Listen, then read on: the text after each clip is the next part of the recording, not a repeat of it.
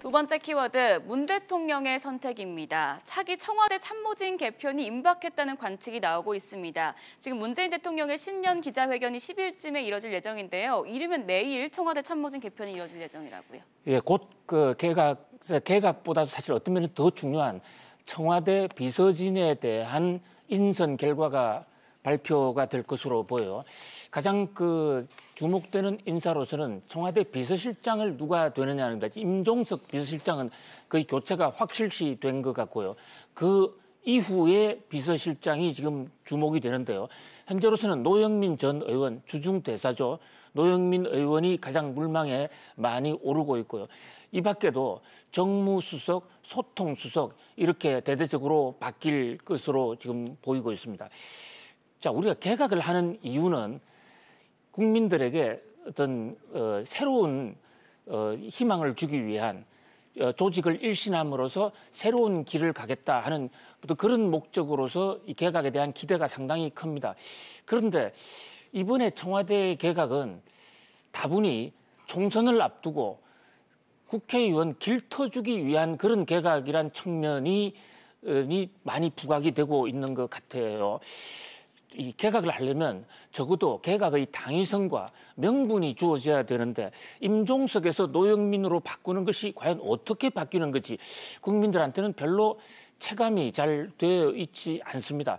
임종석 비서실장의 청와대가 한 일도 많지만 국민적 저항에 많이 부딪힌 것은 청와대가 만기칠람을 하는, 청와대가 모든 것을 하는 것처럼 보이는 듯한 이런 인상, 이것이 국민적 저항감을 줬다라는 그런 관점에서 본다면 이기 비서실은 그런 국민의 우려를 좀 불식시킬 수 있는 그런 내각 개편이 돼야 되지 않겠느냐 이런 생각이 듭니다.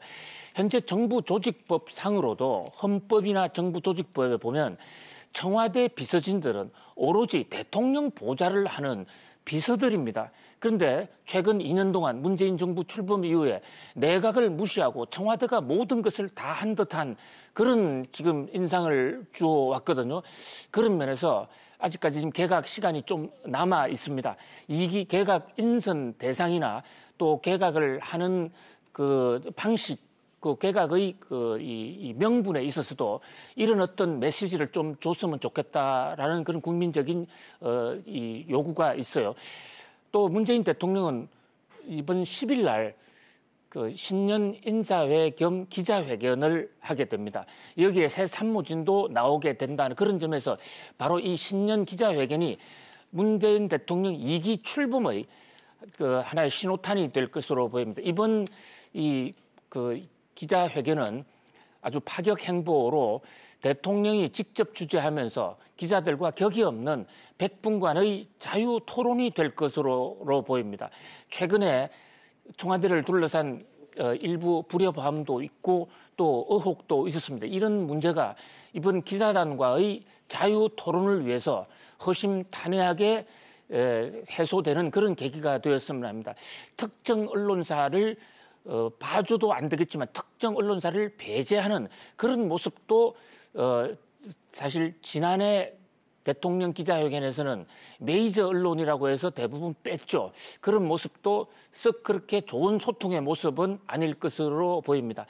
언론사가 어디냐는 그런 소속 언론사보다는 주제, 현재 국민이 알고 싶어하는 그 주제를 끝까지 세컨드 질문까지 팔로우 퀘스천까지 받아주면서 소상하게 밝히는 그런 어떤 국민 소통의 장을 국민들은 기대하고 있다고 보겠습니다. 네, 계속해서 세 번째 키워드입니다.